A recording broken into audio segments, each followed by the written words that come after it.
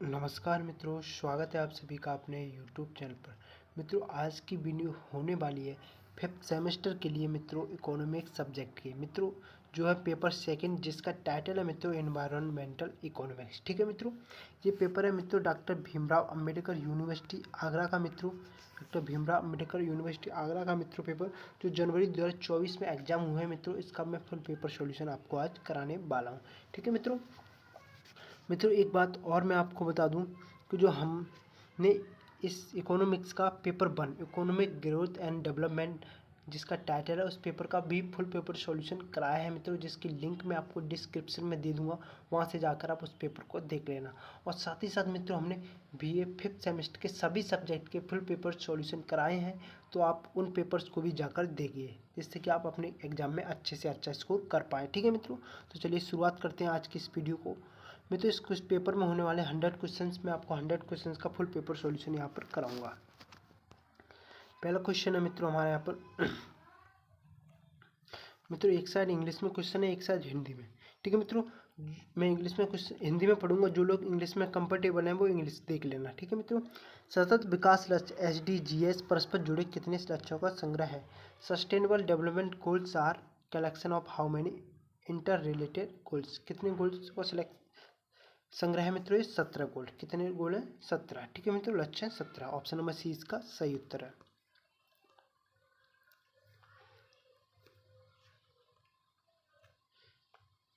सतत विकास या धारणीय विकास के लक्ष्य के अंतर्गत जल और स्वच्छता की उपलब्धता और सतत प्रबंधन सुनिश्चित करता है। SDG 4, SDG 7, SDG 6, SDG 5। तो क्या उत्तर हो जाएगा मित्रों इसका?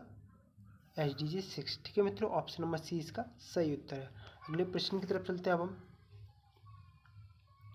निम्न में से सतत विकास का लक्ष्य नहीं है? गरीबी उन्मूलन, भुखमरी उन्मूलन, असमानताओं में कमी, परिवहन सुविधाएं। तो क्या उत्तर हो जाएगा मित्रों इसका? परिवहन सुविधाएं सतत विकास का लक्ष्य नहीं है। ठीक है मित्रों, ऑप्शन नंबर डी इसका सही उत्तर है। अगले प्रश्न की तरफ चलते हैं अब हम। सतत विकास की पहली बार व्याख्या कहाँ की गई थी? विश्व विकास रिपोर्ट, ब्रेटलैंड आयोग की रिपोर्ट, द्वितीय शिखर सम्मेलन रिपोर्ट, मानव विकास रिपोर्ट। ठीक है मित्रों, तो क्या उत्तर हो जाएगा मित्रों इसका? ब्रेटलैंड आयोग की रिपोर्ट। ऑप्शन नंबर बी इसका सही उत्तर है। जो ये रिपोर्ट थी ब्रेटलैंड आयोग की रिपोर्ट, इसका टाइटल था मित्रों आवर कॉमन फ्यूचर। क्या टाइटल था मित्रों? Our common future. ठीक है मित्रों, ये रिपोर्ट आई थी सन 1987 में। किसके द्वारा आई थी मित्रों? यूनाइटेड नेशंस के द्वारा। ठीक है मित्रों, यूनाइटेड नेशंस के द्वारा। ठीक है मित्रों, आपको यूनाइटेड नेशंस के द्वारा आई थी, ये आपको याद रखना है। अगले प्रश्न की तरफ चलते हैं अब हम। प्रश्न नंबर 5 है, वह लागत या लाभ जो उत्पादन या उपभोग से उत्पन्न होता है, निर्माता या उपभोक्ता के अलावा किसी अन्य पर पड़ता है, कहलाता है? सार्वजनिक प्रावधान, संपत्ति का अधिकार, एक घातक हानि, बाह्यता। तो क्या उत्तर हो जाएगा मित्रों? ये क्या कहलाता है? बाह्यता, an externality. Option number D इसका सही उत्तर है। अगला प्रश्न है मित्रों हमारे यहाँ पर। सकारात्मक बाह्यता का उदाहरण है शिक्षा, खोज व विकास, फ्लू का टीका, उपरोक्त सभी। तो क्या उत्तर हो जाएगा मित्रों इसका? उपरोक्त सभी। ठीक है मित्रों, ऑप्शन नंबर डी इसका सही उत्तर है। कोच थ्योरम का सिद्धांत किसने विकसित किया? Ronald Koch, Berlin Koch, Robert Koch, Robinson Koch. तो क्या उत्तर हो जाएगा मित्रों इसका? रोनाल्ड कोच ने। ऑप्शन नंबर ए इसका सही उत्तर है। अगले प्रश्न की तरफ चलते हैं अब हम। कोच थ्योरम किससे संबंधित है? संपत्ति का अधिकार, मोटर कार, स्कूल, कपड़े। किससे संबंधित है मित्रों ये? संपत्ति का अधिकार से। ठीक है मित्रों, ऑप्शन नंबर ए इसका सही उत्तर है। अगले प्रश्न की तरफ चलते हैं अब हम। जब संपत्ति का अधिकार सौदेबाजी या बातचीत की शर्तों के माध्यम से तय किए जाते हैं तो क्या लागू किया गया है? एक अच्छा सौदा, कोच थ्योरम, क्लाउड थ्योरम, एक बुरा सौदा। तो क्या उत्तर हो जाएगा मित्रों इसका? Option number B, Koch theorem. ठीक है मित्रों, ऑप्शन नंबर बी इसका सही उत्तर है। अगले प्रश्न की तरफ चलते हैं अब हम। अत्यधिक जनसंख्या का निम्न में से क्या परिणाम है? प्राकृतिक संसाधनों का पर्याप्त भंडारण, भूमि और अन्य नवीकरणीय संसाधनों पर दबाव, जंगलों में वृद्धि, पानी की कमी कम करना। तो क्या उत्तर हो जाएगा मित्रों इसका? भूमि और अन्य नवीकरणीय संसाधनों पर दबाव। ऑप्शन नंबर 20 का सही उत्तर है। हरित लेखांकन शब्द को प्रथम बार किस अर्थशास्त्री ने पेश किया? प्रोफेसर विट्सवर्थ, प्रोफेसर रॉबिन्सन, प्रोफेसर पीटरवुड, उपरोक्त में से कोई नहीं। तो क्या उत्तर हो जाएगा मित्रों? ये किसने प्रस्तुत किया था सर्वप्रथम? Option number C professor Peter Brook ने। ठीक है मित्रों, ऑप्शन नंबर सी इसका सही उत्तर है। अगला प्रश्न है मित्रों हमारे यहाँ पर, हरित लेखांकन किस दशक में पेश किया गया? 1980 में, 1990 में, 1970 में, 2000 में। कब पेश किया गया था मित्रों? ये 1980 में। ऑप्शन नंबर ए इसका सही उत्तर है। ठीक है मित्रों, अगला प्रश्न है मित्रों हमारे यहाँ पर,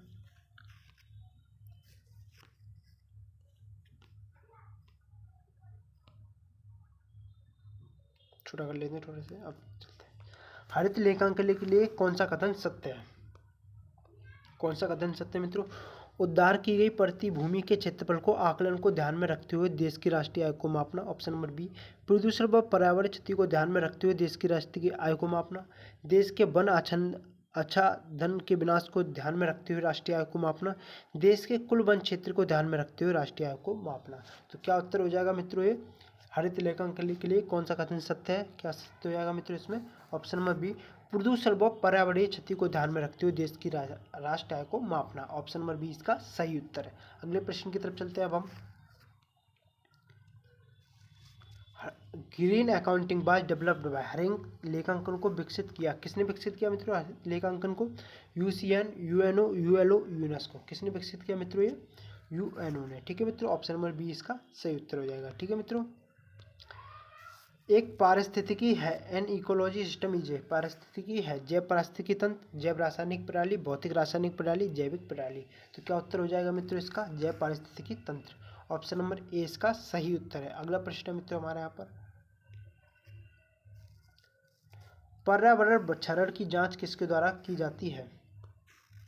गैर नवीकरणीय संसाधनों का प्रयोग करके, नवीकरणीय संसाधनों का संरक्षण, जैव अनमनीय सामग्री का संरक्षण, संसाधनों की बर्बादी व अतिप्रयोग को रोकना, उपरोक्त में से एक से अधिक।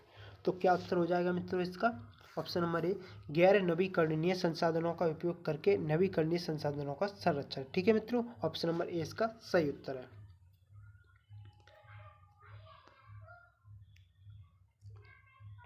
वायु प्रदूषण करता है कैंसर, सांस की बीमारियां, आंखों में जलन, उपरोक्त सभी। तो क्या उत्तर हो जाएगा मित्रों इसका? ऑप्शन नंबर डी उपरोक्त सभी। ठीक है मित्रों, अगले प्रश्न की तरफ चलते हैं अब हम। जब हम ईंधन जलाते हैं तो क्या प्राप्त होता है? केवल प्रकाश ऊर्जा, ध्वनि यांत्रिक ऊर्जा, ऊष्मा एवं प्रकाश ऊर्जा, प्रकाश एवं ध्वनि ऊर्जा। तो क्या प्राप्त होता है मित्रों? ऊष्मा एवं प्रकाश ऊर्जा। ठीक है मित्रों, ऑप्शन नंबर सी इसका सही उत्तर है। ऊष्मा यानी कि हीट एंड लाइट एनर्जी। ठीक है मित्रों, अगले प्रश्न की तरफ चलते हैं अब हम। किसने शांति के लिए नोबेल पुरस्कार प्राप्त किया और ग्रीन बेल्ट आंदोलन शुरू किया? राजेंद्र के पचौरी, बंगारी एम मथाई, जिम बोलेन, ग्रो बुंडलैंड। तो क्या उत्तर हो जाएगा मित्रों इसका?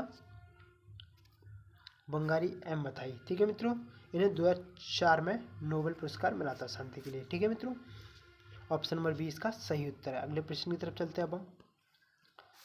भारत में पर्यावरण प्रभाव आकलन वैधानिक रूप से पर्यावरण संरक्षण अधिनियम द्वारा समर्पित है। 1988, 1986, 1990, 1985। तो क्या उत्तर हो जाएगा मित्रों इसका? क्या उत्तर हो जाएगा मित्रों इसका? 1986। ठीक है मित्रों, पर्यावरण संरक्षण अधिनियम 1986। ऑप्शन नंबर 20 का सही उत्तर है। अगले प्रश्न की तरफ चलते हैं अब हम।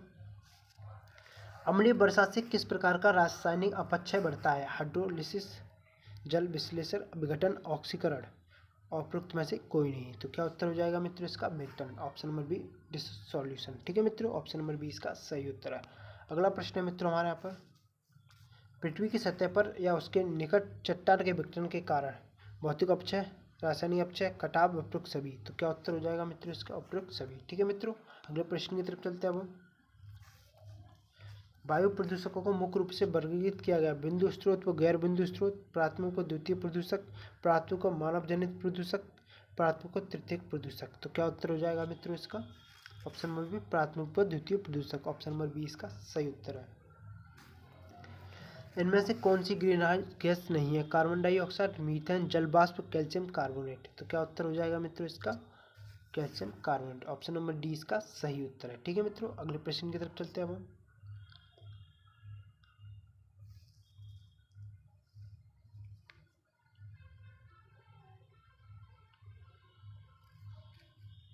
खतरनाक अपशिष्ट को उत्पन्न करने वाले उद्योगों को वर्गीकृत किया गया, पीला, पूरा, लाल, हरा। क्या लाल? ऑप्शन नंबर डी इसका सही उत्तर है। वायुमंडलीय प्रदूषक मुख्य रूप से मौजूद है आयनोस्फीयर समताप मंडल, मोसोस्फीयर क्षोभ मंडल व निचला समताप मंडल। तो क्या उत्तर हो जाएगा मित्रों इसका? क्षोभ मंडल व निचला समताप मंडल। ठीक है मित्रों, ऑप्शन नंबर डी इसका सही उत्तर है। अगला प्रश्न है मित्रों हमारे यहाँ पर, पर्यावरण नैतिकता किस विषय से संबंधित है? पर्यावरण अध्ययन, पर्यावरण रसायन, पर्यावरण कला, पर्यावरण दर्शन। तो क्या उत्तर हो जाएगा मित्रों इसका? पर्यावरण दर्शन। ऑप्शन नंबर डी इसका सही उत्तर है। अगला प्रश्न है, पर्यावरण व्यवहारिकता शब्द की उत्पत्ति किसने की? Harry Smith, Henry Wilson, brighten Norton, David Hume. तो क्या उत्तर हो जाएगा मित्रों इसका? David Hume. Option number D इसका सही उत्तर है। अगला प्रश्न है मित्रों हमारे यहाँ पर, चिपको आंदोलन के 5 ऐप कौन से हैं? बताइए, चिपको आंदोलन है जो, उसके 5 ऐप कौन से हैं? फूड, फोडर, फ्यूल, फाइबर और फर्टिलाइजर। ठीक है मित्रों, ऑप्शन नंबर डी इसका, ऑप्शन नंबर ए इसका सही उत्तर हो जाएगा। ये चिपको आंदोलन आंदोलन मित्रों ये 1973 में स्टार्ट हुआ था मित्रों, उत्तराखंड में।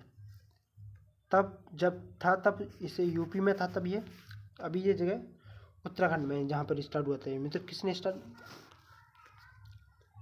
ठीक है मित्रों, गौरा देवी ने स्टार्ट किया था मित्रों ये आंदोलन, गौरा देवी ने। ठीक है मित्रों, इन्हें 1987 में गौरा देवी को सम्यक जीविका पुरस्कार से सम्मानित किया गया था इस पर। ठीक है मित्रों, अगले प्रश्न की तरफ चलते हैं अब हम।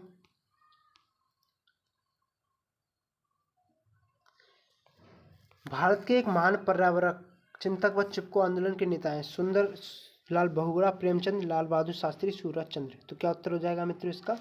सुंदरलाल बहुगुणा। ठीक है मित्रों, ऑप्शन नंबर बी इसका सही उत्तर है। अगला प्रश्न हमारा यहाँ पर, 1991 में दिए गए सर्वोच्च न्यायालय के फैसले में इस विषय को कॉलेज पाठ्यक्रम में अनिवार्य बनाने का निर्देश दिया गया था। नारी शिक्षा, पर्यावरणात्मक अध्ययन, सूचना प्रौद्योगिकी, मूल्य शिक्षा। तो क्या उत्तर हो जाएगा मित्रों इसका? पर्यावरणात्मक अध्ययन, environmental study. Option number B इसका सही उत्तर है। अगला प्रश्न है मित्रों हमारे पर, कार्बन ट्रेडिंग के 2 प्रकार कौन से हैं? विनियामक अनुपालन व स्वैच्छिक बाजार, अल्पकालीन व दीर्घकालीन बाजार, विनियमित बाजार, इनमें से कोई नहीं। तो क्या उत्तर हो जाएगा मित्रों इसका? विनियामक अनुपालन व स्वैच्छिक बाजार। ऑप्शन नंबर ए इसका सही उत्तर है।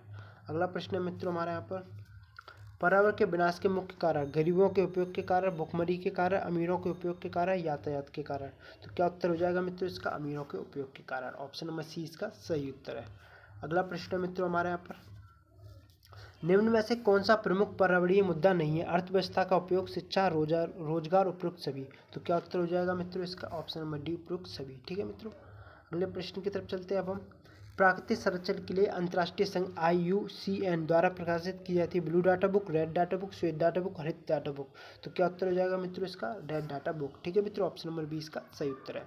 अगला प्रश्न है मित्रों हमारा यहाँ पर, कार्बन डेटिंग की शुरुआत किसके बाद की गई? Kyoto protocol, Montreal protocol, Nagoya protocol, kiwi protocol. किसके बाद की गई थी मित्रों? क्योटो प्रोटोकॉल के बाद। ठीक है मित्रों, ऑप्शन नंबर ए इसका सही उत्तर है। वन अधिकार अधिनियम 2007 के अनुसार वे व्यक्ति जो वनों में कम से कम कितने वर्षों से रह रहे हैं उनको वन भूमि और उसकी उपज पर अधिकार हो जाता है? 50 वर्षों से, 10 वर्षों से, 25 वर्षों से, 15 वर्षों से। तो क्या उत्तर हो जाएगा मित्रों इसका? 25 वर्षों से। ऑप्शन नंबर सी इसका सही उत्तर है। अगला प्रश्न, मानव की कौन सी गतिविधि वातावरण में मौजूद ऑक्सीजन के स्तर को कम कर सकती है? पानी की बर्बादी, वनोन्मूलन, अत्यधिक परिवहन साधनों का उपयोग, पशुओं पर अत्याचार। तो क्या उत्तर हो जाएगा मित्रों इसका? वनोन्मूलन। ठीक है मित्रों, डिफोरेस्टेशन। ठीक है मित्रों, ऑप्शन नंबर बी इसका सही उत्तर है। वनों की कटाई मतलब। नमामि गंगे परियोजना की शुरुआत कब की गई थी? 2011, 2012, 2018, 2014। कब की गई थी मित्रों? 2014 में। ठीक है मित्रों, प्रदूषण में कमी और संरक्षण के लिए, और ठीक है मित्रों, प्रदूषण में कमी और संरक्षण के लिए नमामि गंगे की शुरुआत की गई थी गंगा में। ऑप्शन नंबर डी इसका सही उत्तर है। बायोकेमिकल ऑक्सीजन डिमांड BOD किसको मापने के लिए किया जाता है? जल प्रदूषण, वायु प्रदूषण, प्रकाश प्रदूषण, ध्वनि प्रदूषण। तो क्या उत्तर हो जाएगा मित्रों इसका? जल प्रदूषण। ऑप्शन नंबर ए इसका सही उत्तर है। अगले प्रश्न की तरफ चलते हैं अब हम। ध्रुवीय प्रदेशों में बर्फ पिघलने के कारण क्या होता है? बाढ़ का आना, बर्फ का गिरना, महासागरों में जल वृद्धि, भारी बारिश का होना। तो क्या उत्तर हो जाएगा मित्रों इसका? महासागरों में जल वृद्धि। ऑप्शन नंबर सी इसका सही उत्तर है। वायुमंडल में गैसों की निश्चित प्राकृतिक मात्रा में अवांछनीय परिवर्तन को कहते हैं? वायु प्रदूषण, जल प्रदूषण, ध्वनि प्रदूषण, रेडियोधर्मी प्रदूषण। तो क्या उत्तर हो जाएगा मित्रों इसका? ऑप्शन नंबर ए वायु प्रदूषण। ठीक है मित्रों, अगले प्रश्न की तरफ चलते हैं अब हम।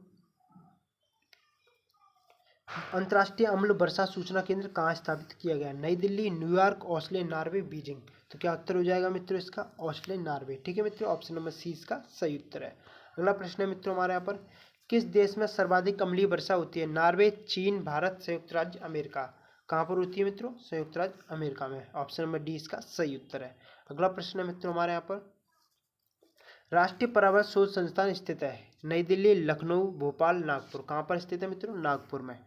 कब स्थापित किया गया था मित्रों? 1958 में। ऑप्शन नंबर डी इसका सही उत्तर है। अगला प्रश्न की तरफ चलते हैं अब हम। सकारात्मक बाध्यता के मामले में सामाजिक सीमांत लागत होगी निजी सीमांत लागत से अधिक, निजी सीमांत लागत के बराबर, निजी सीमांत लागत से कम, लागत से कोई विशेष संबंध नहीं है। तो क्या उत्तर हो जाएगा मित्रों इसका? निजी सीमांत लागत से कम। ऑप्शन नंबर सी इसका सही उत्तर है। अगले प्रश्न की तरफ चलते हैं अब हम।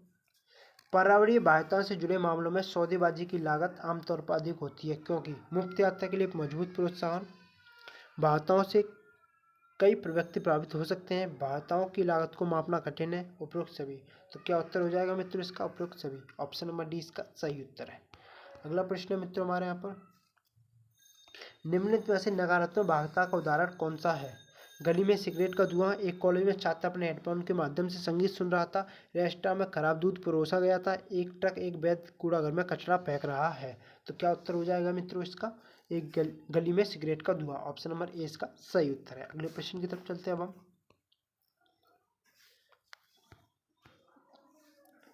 नागरिकों को पर्यावरणीय मानदंडों के उल्लंघन के मामले दर्ज करने का अधिकार कौन सा अधिनियम देता है? जलवायु प्रदूषण अधिनियम, पर्यावरण संरक्षण अधिनियम, वन विभाग अधिनियम, उपरोक्त में से कोई नहीं।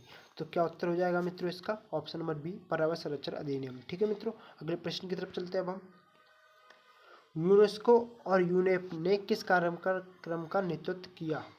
अंतर्राष्ट्रीय पर्यावरण शिक्षा कार्यक्रम, अंतर्राष्ट्रीय आपातकालीन शिक्षा कार्यक्रम, अंतर्राष्ट्रीय नैतिक शिक्षा कार्यक्रम, संयुक्त राज्य पर्यावरण शिक्षा कार्यक्रम। तो क्या उत्तर हो जाएगा मित्रों इसका? ऑप्शन नंबर ए, अंतर्राष्ट्रीय पर्यावरण शिक्षा कार्यक्रम। ये कब से कब तक होता है? ये मित्रों 1975 से 1995 तक हुआ था। ठीक है मित्रों, ये भी आपको याद रखना है। अगले प्रश्न की तरफ चलते हैं अब हम।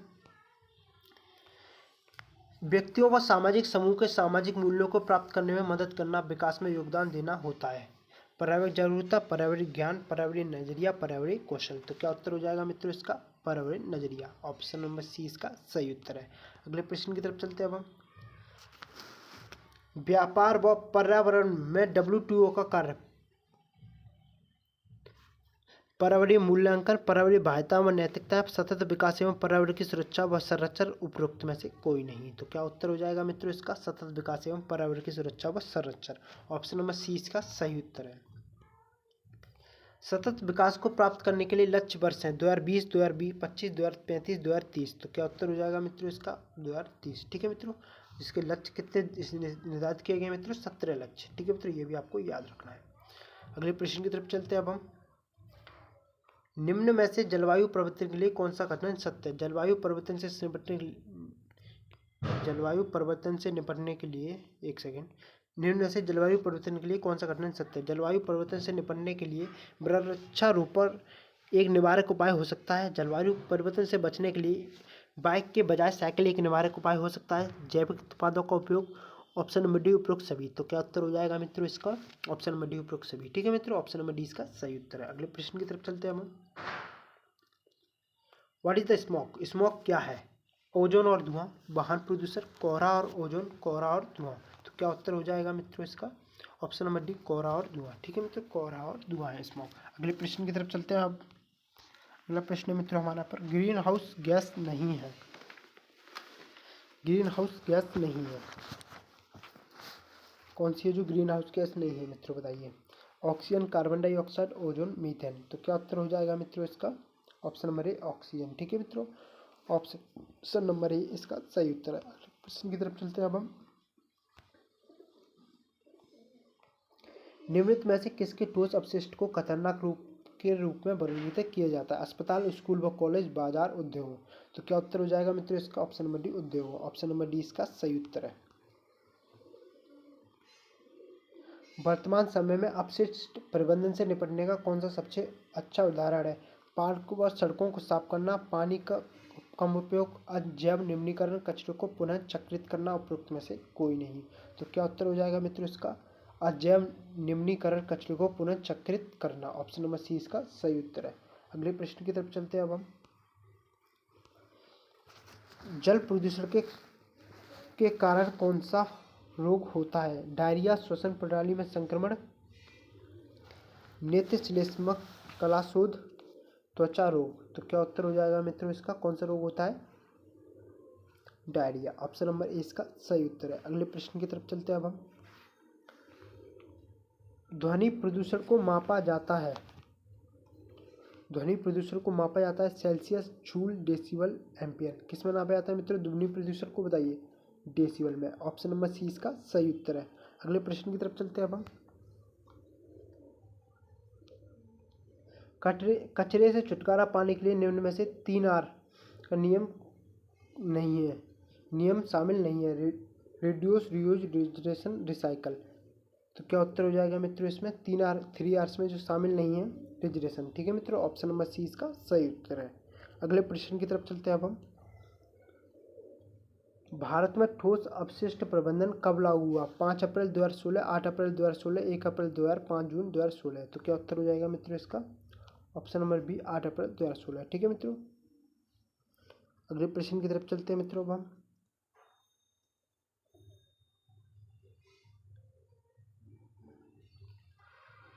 जलवायु का निर्धारण करने वाले कारक हैं ऊंचाई, अक्षांश, पर्वतों की स्थिति, उपरोक्त सभी। तो क्या उत्तर हो जाएगा मित्रों इसका? ऑप्शन नंबर डी उपरोक्त सभी। ठीक है मित्रों, ऑप्शन नंबर डी उपरोक्त सभी। अगले प्रश्न की तरफ चलते हैं अब। निम्नलिखित में से ग्लोबल वार्मिंग के लिए उत्तरदायी हैं hydrogen, nitrogen, carbon monoxide, carbon dioxide. तो क्या उत्तर हो जाएगा मित्रों इसका? Option D carbon dioxide. Option D इसका सही उत्तर है। पृथ्वी के जलवायु बदलने का मुख्य कारण है अम्लीय वर्षा, ग्लोबल वार्मिंग, प्राकृतिक आपदाएं, उपरोक्त में से कोई नहीं। तो क्या उत्तर हो जाएगा मित्रों इसका? Option number B global warming. ठीक है मित्रों, ऑप्शन नंबर बी इसका सही उत्तर है। अगला प्रश्न है मित्रों हमारे यहाँ पर। ग्रीन हाउस गैसों के उदाहरण है carbon dioxide, ozone, nitrous oxide, उपरोक्त सभी। तो क्या उत्तर हो जाएगा मित्रों इसका? ऑप्शन नंबर डी उपरोक्त सभी। ठीक है मित्रों, अगले प्रश्न की तरफ चलते हैं अब। दीर्घ काल के लिए एक विज्ञान क्षेत्र में मौसम की स्थिति और बदलाव के अंतिम परिणाम को कहा जाता है मौसम, मानसून, जलवायु, तूफान। क्या कहा जाता है मित्रों? ऑप्शन नंबर सी जलवायु। ठीक है मित्रों, अगले प्रश्न की तरफ चलते हैं अब।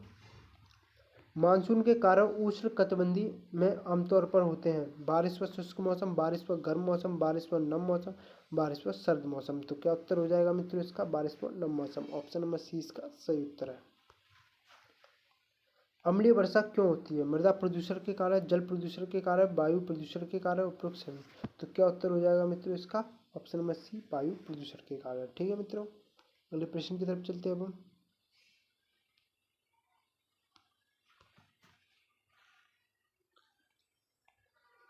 अम्लीय वर्षा हानिकारक है बड़ी मूर्तियों व संगमरमर के निर्माण, वनस्पति व जीव, पेड़ों की वृद्धि, उपरोक्त सभी। तो क्या उत्तर हो जाएगा मित्रों इसका? ऑप्शन नंबर बी वनस्पति व जीव। ठीक है मित्रों, ऑप्शन नंबर बी वनस्पति व जीव। अगले प्रश्न की तरफ चलते हैं अब हम। सरकार द्वारा आर्थिक पर्यावरण को बढ़ाने के लिए कौन सा कार्य नहीं किया जाता है? देश के विकास की मानसिकता का पोषण, पर्यावरण का दोहन, संसाधनों के उचित उपयोग को प्रभावित करना, उपरोक्त में से कुछ नहीं। तो क्या उत्तर हो जाएगा मित्रों इसका? ऑप्शन नंबर बी पर्यावरण का दोहन। ऑप्शन नंबर बी इसका सही उत्तर है। अगला प्रश्न है मित्रों हमारे यहाँ पर। बौद्धिक संपदा अधिकारों में शामिल है व्यापार, राइट्स, ट्रेडमार्क, पेटेंट, उपरोक्त सभी। तो क्या उत्तर हो जाएगा मित्रों इसका? ऑप्शन नंबर डी उपरोक्त सभी। ठीक है मित्रों, अगले प्रश्न की तरफ चलते हैं अब हम। वाणिज्यिक मूल्य के सूचना व विचारों के उपयोग की रक्षा कौन करता है? बौद्धिक संपदा अधिकार, कॉपीराइट, ट्रिम्स, टिप्स। तो क्या उत्तर हो जाएगा मित्रों इसका? ऑप्शन नंबर ए बौद्धिक संपदा अधिकार। ठीक है मित्रों, अगले प्रश्न की तरफ चलते हैं अब हम। कितने पीएच के नीचे अम्लीय वर्षा मानी जाती है? 6 pH, 7 pH, 5.6 pH, 7.3 pH। तो क्या उत्तर हो जाएगा मित्रों इसका? ऑप्शन नंबर सी 5.6 pH के नीचे अम्लीय वर्षा मानी जाती है। अगले प्रश्न की तरफ चलते हैं हम। अम्ल वर्षा तब बनती है जब नाइट्रोजन ऑक्साइड के साथ ऑक्साइड जल के साथ प्रतिक्रिया करता है, सल्फर ऑक्साइड वर्षा जल के साथ प्रतिक्रिया करता है। नाइट्रोजन ऑक्साइड व सल्फर ऑक्साइड के जल के साथ प्रतिक्रिया करता है। मीथेन नाइट्रोजन ऑक्साइड के साथ प्रतिक्रिया करता है। तो क्या उत्तर हो जाएगा मित्रों इसका? Option number C, nitrogen oxide व सल्फर ऑक्साइड जल के साथ प्रतिक्रिया करता है। ठीक है मित्रों, ऑप्शन नंबर सी इसका सही उत्तर है। अगले प्रश्न की तरफ चलते हैं अब हम। भारत में प्रत्येक वर्ष सबसे अधिक वर्षा कहाँ होती है? भारत में प्रत्येक वर्ष सबसे अधिक वर्षा कहाँ होती है? कहाँ पर होती है? मॉनसून राम, चेरापूंजी, सिजू, इनमें से कोई नहीं। तो क्या उत्तर हो जाएगा मित्रों इसका? Monsoon Ram, option number A इसका सही उत्तर है। अगला प्रश्न है मित्रों हमारे यहाँ पर, ताजमहल के पीलेपन में जिम्मेदार कौन सी गैस है? जैविक कार्बन, काला कोयला, भूरा कार्बन, उपरोक्त सभी। तो क्या उत्तर हो जाएगा मित्रों इसका? ऑप्शन नंबर डी, उपरोक्त सभी। ठीक है मित्रों, अगले प्रश्न की तरफ चलते हैं हम। निम्नलिखित में से बौद्धिक संपदा अधिकार के सबसे निकट कौन है? GATS, GATT, TRIMS, TRIPS, MFN। तो क्या उत्तर हो जाएगा मित्रों इसका? क्या उत्तर हो जाएगा मित्रों इसका? Option number C, TRIPS. ठीक है मित्रों, ट्रिप जो ये है ट्रेड ट्रिप्स है, ट्रिप्स की आपको फुल फॉर्म बता दूं मैं। ट्रिप्स की फुल फॉर्म होती है trade related aspect of intellectual property rights. ठीक है मित्रों, ट्रिप्स की फुल फॉर्म है ये। और ट्रिम्स की फुल फॉर्म बताऊं मित्रों, तो ट्रिम्स की फुल फॉर्म है ये ट्रेड रिलेटेड इन्वेस्टमेंट मेजर्स। ठीक है मित्रों, और गेट्स की फुल फॉर्म है मित्रों general argument on trade in services. और MFF की full form most favoured nation. ठीक है मित्रों, ऑप्शन नंबर सी, टिप्स इसका सही उत्तर है। अगले प्रश्न की तरफ चलते हैं अब हम। निम्न में से गैर नवीकरणीय प्राकृतिक संसाधन कौन सा है? मछली और मवेशी, पेट्रोलियम, मानव संसाधन सभी सही हैं। तो क्या उत्तर हो जाएगा मित्रों इसका? पेट्रोलियम, ऑप्शन नंबर बी इसका सही उत्तर है। सतत विकास का अर्थ है मानव प्रजाति का अस्तित्व, प्राकृतिक उत्पादित मानव संपदा की उत्पादकता को पीढ़ी दर पीढ़ी बनाए रखना। भौतिक पूंजी प्राकृतिक पूंजी का स्थान ले सकती है, उपरोक्त सभी। तो क्या उत्तर हो जाएगा मित्रों इसका? ऑप्शन नंबर बी, प्राकृतिक उत्पादित मानव संपदा की उत्पादकता की पीढ़ी दर पीढ़ी बनाए रखना। ऑप्शन नंबर बी इसका सही उत्तर है। अगला प्रश्न मित्रों हमारे यहाँ पर, पर्यावरण विज्ञान है सामाजिक, पारिस्थितिकी, वनस्पति विज्ञान और जंतु शास्त्र। तो क्या उत्तर हो जाएगा मित्रों इसका? ऑप्शन नंबर बी, पारिस्थितिकी। ठीक है मित्रों, अगला प्रश्न है मित्रों हमारे यहाँ पर, पर्यावरण संरक्षण अधिनियम पास हुआ 1982, 1986, 1990, 1998। तो क्या उत्तर है मित्रों इसका? Option number B, 1986। ठीक है मित्रों, अगले प्रश्न की तरफ चलते हैं अब हम। पराबैंगनी प्रकाश को अवशोषित करने के लिए वायुमंडल की कौन सी परत ओजोन परत से बनी है? क्षोभमंडल, समताप मंडल, मीसोस्फीयर, इनमें से कोई नहीं। तो क्या उत्तर हो जाएगा मित्रों इसका? ऑप्शन बी, समताप मंडल। ठीक है मित्रों, समताप मंडल। अगले प्रश्न की तरफ चलते हैं अब हम। विश्व पर्यावरण दिवस होता है 5 जुलाई, 5 जून, 1 जून, 21 जून। तो क्या उत्तर हो जाएगा मित्रों इसका? ऑप्शन नंबर बी, 5 जून को। ठीक है मित्रों, अगले प्रश्न की तरफ चलते हैं हम। निम्न में से प्राकृतिक रूप से बार बार आने वाली आपदा कौन सी है? कौन सा आपदा मित्रों? भूकंप, ऑप्शन नंबर बी इसका सही उत्तर है। पीने के पानी में घातक बीमारियों का कारण बनने वाले निम्न में से कौन सा तत्व है? फास्फोरस, कैल्शियम, आर्सेनिक, इनमें से कोई नहीं है। तो क्या उत्तर हो जाएगा मित्रों इसका? Option number C, arsenic. ठीक है मित्रों, अगले प्रश्न की तरफ चलते हैं हम। इकोलॉजी पारिस्थितिकी शब्द का सर्वप्रथम प्रयोग किसने किया? Odum, Tansley, Taylor, Darwin. किसने किया मित्रों ये सर्वप्रथम प्रयोग? किसने किया था मित्रों ये? टांसले ने। किसने मित्रों? ऑप्शन नंबर बी, टांसले ने। ठीक है मित्रों, ऑप्शन नंबर बी इसका सही उत्तर है। अगले प्रश्न की तरफ चलते हैं अब हम। एक सेकेंड छोटा कर लूँ थोड़ा सा। ग्लोबल वार्मिंग कौन सा कथन सत्य है? इससे बड़े पैमाने पर वनों की कटाई हुई है, इसके द्वारा समुद्री स्तर में वृद्धि हुई है, इससे तेजी जनसंख्या में वृद्धि हुई है, इससे अत्यधिक मात्रा में पीढ़ी बर्बाद हुई है। तो क्या उत्तर हो जाएगा मित्रों इसका? ऑप्शन नंबर डी, इससे अत्यधिक मात्रा में पीढ़ी बर्बाद हुई है। ठीक है मित्रों, ऑप्शन नंबर डी इसका सही उत्तर है।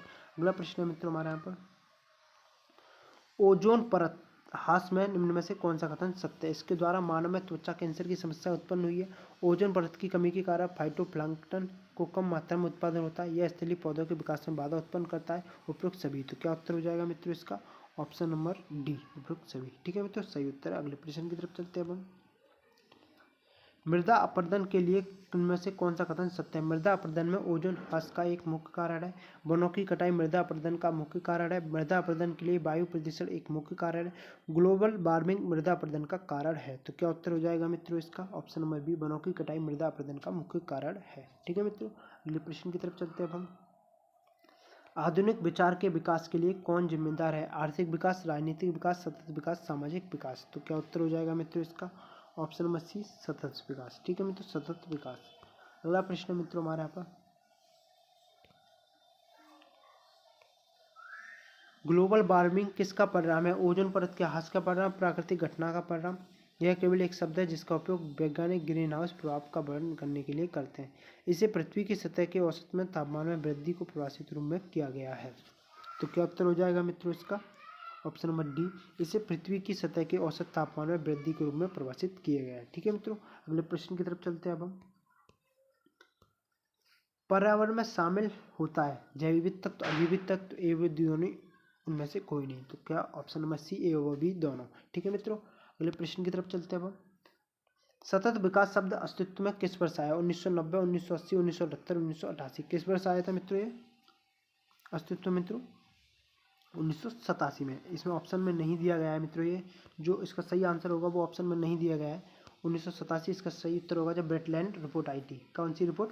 ब्रेटलैंड रिपोर्ट, जिसके बारे में आगे आपको बता चुका हूँ। ठीक है मित्रों, आवर कॉमन फ्यूचर टाइटल से आई थी मित्रों ये रिपोर्ट। ठीक है मित्रों, अगले प्रश्न की तरफ चलते हैं अब हम। पर्यावरण एवं विकास पर संयुक्त राष्ट्र सम्मेलन को किस नाम से भी जाना जाता है? विकास पर संयुक्त राष्ट्र सम्मेलन को किस नाम से भी जाना जाता है? पृथ्वी सम्मेलन, ग्लोबल सम्मेलन, ब्रह्मांड सम्मेलन, अंतर्राष्ट्रीय सम्मेलन। तो क्या उत्तर हो जाएगा मित्रों इसका? किस नाम से भी जाना जाता है मित्रों? पृथ्वी सम्मेलन। ठीक है मित्रों, ये कब हुआ था? 1992 में हुआ था, रियो डे जेनेरियो में, ब्राजील में हुआ था। ठीक है मित्रों, ये भी आपको याद रखना है। अगले प्रश्न की तरफ चलते हैं अब हम। संयुक्त राष्ट्र जनरल द्वारा सतत विकास पर संयुक्त राष्ट्र आयोग की स्थापना किस वर्ष की गई थी? 1990, 1992, 1991, 1982। कब की गई थी मित्रों? 1992 में। ठीक है मित्रों, ऑप्शन नंबर 20 का सही उत्तर है। अगला प्रश्न है मित्रों हमारा पर, स्थिरता सतत में ट्रिपल बॉटम लाइन अवधारणा किससे संबंधित नहीं है? आर्थिक तत्व, सामाजिक तत्व, सतत सामग्री, पर्यावरणात्मक तत्व। तो क्या उत्तर हो जाएगा मित्रों इसका? ऑप्शन नंबर सी, सामग्री। ठीक है मित्रों, अगला प्रश्न है मित्रों हमारे यहाँ पर, इको मार्क एक इको लेबलिंग योजना है जिसे भारत सरकार द्वारा गठित किया गया था। 1990, 1992, 1991, 1998। कब किया गया था मित्रों गठित? 1991 में। ठीक है मित्रों, ऑप्शन नंबर सी इसका सही उत्तर है। इको मार्क एवं इको लेबलिंग में किसकी पहचान की गई थी? पर्यावरण के अनुकूल वाहन, पर्यावरण के अनुकूल शक्ति स्रोत, पर्यावरण के अनुकूल मशीनरी, पर्यावरण के अनुकूल उत्पाद। तो क्या उत्तर हो जाएगा मित्रों इसका? ऑप्शन नंबर डी, पर्यावरण के अनुकूल उत्पाद। ठीक है मित्रों, अगला प्रश्न है मित्रों हमारे यहाँ पर लास्ट। मित्रों वीडियो अच्छी लग रही हो तो वीडियो को लाइक और चैनल को सब्सक्राइब जरूर कीजिए। पर्यावरण वन मंत्रालय ने इको मार्क योजना में कितने उत्पादों की श्रेणियों की पहचान की है? 16, 17, 15, 18। कितने की है मित्रों? 17 की। ऑप्शन नंबर 20 का सही उत्तर है। मित्रों वीडियो अच्छी लगी हो तो वीडियो को लाइक कीजिए, चैनल को सब्सक्राइब जरूर कीजिए। मित्रों 5th सेमेस्टर के मैंने सभी पेपर्स के सॉल्यूशन कराए हैं, जिसकी लिंक मैं आपको प्ले लिस्ट में डिस्क्रिप्शन में दे दूंगा। तो ठीक है मित्रों, वीडियो को जाकर देखिए जिससे कि आप अपने एग्जाम में अच्छे से अच्छा स्कोर कर पाएँ। और मित्रों वीडियो अच्छी लगी हो तो वीडियो को लाइक और चैनल को सब्सक्राइब जरूर कीजिए।